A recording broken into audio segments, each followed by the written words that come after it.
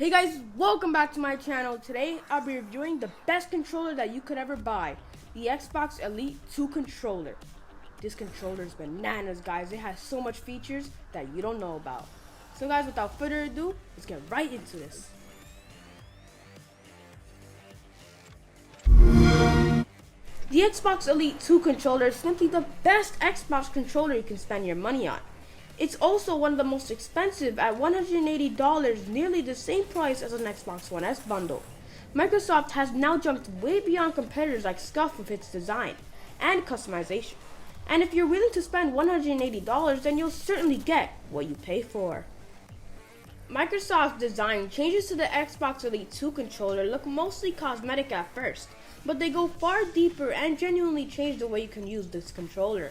The first obvious change over the original is the new wraparound textured grips. As I said earlier, these grips were controversial on the original Elite controller. I've really been trying to torture them over the past 2 weeks, and I think it's fair to say the grips are better designed than the original. They now go all the way to your thumbs and stretch around every part of where your palms rest against the Elite 2. It makes the controller way less slippery to hold, and it almost feels cooler over long periods of gaming. Alongside these new grips, Microsoft has made a lot of smaller changes that aren't immediately obvious. The Xbox button that you use to navigate around the Xbox One dashboard or the Elite 2 controller's power on button is now a lot sturdier and clickier. There are also 3 LED lights that show up to let you know which profile you have selected. Much like the original, there's no instant on-device button remapping, but you can still create 3 profiles to instantly switch between. The Xbox accessory app lets you full customize all buttons on the Elite 2 controller. There are 4 additional paddles at the rear, which are probably a little excessive for most people. I've always found it more comfortable to use 1 or 2 of these paddles and remove the ones I'm not using. That choice and flexibility reflect the level of customization you get with the Elite 2 controller. I've mapped the jump button to one of the paddles so I can maneuver in shooters without having to take my thumbs off the thumbsticks. It really gives me a slight advantage of mobility in fast-paced first-person shooter over rivals who are using a regular controller. You can also map options like record that to take clips of your gameplay. New to the Xbox Elite 2 is the ability to use shift options for buttons. This means you can hold down a paddle or button and it can activate a remapped command for any of the controller's other buttons. This macro-like functionality feels like it will be particularly useful for strategy games where you have to input a lot of moves in quick succession, for building in Fortnite, or even to improve sensitivity for when you're aiming down sights for crispy headshots. The Xbox Accessories app really lets you customize so much here that it's almost an overwhelming level of choice. I love the flexibility, and I'm sure we'll see a lot of fun and interesting options for a variety of games here. Microsoft has also tweaked the triggers on the Elite 2, so they have a textured patch. And there's an option for an even shorter hair trigger locks. You can adjust these hair trigger locks through 3 levels, and both triggers can be independently adjusted to these different lengths. I wish these could be linked to the profile switch, because in a game like Destiny 2, I found that I wanted shorter trigger lengths on certain guns, and I regularly swap my loadouts and weapons on the fly during PvP games. The other major change to how input works on the Elite 2 controller is the adjustable tension thumbsticks. I love what Microsoft has done here. In the box, there's a little metal adjuster that looks like a SIM removal tool, and you can use it like a screwdriver to adjust the tension of the thumbsticks. You simply pop off the thumbstick cap and slide the tool into position to pick between the 3 levels of tension. The default is the loose style that's on every Xbox controller today, but you can get a really tight tension at the 3rd level. I'm still experimenting with every game, but I'm still getting used to playing with the in-between tension, so it's a little tighter than normal. Much like the original Elite, Microsoft also supplies a set of 6 replaceable thumbsticks with 2 standard, 2 classic Xbox 360 style, and a single tall and wide dome options.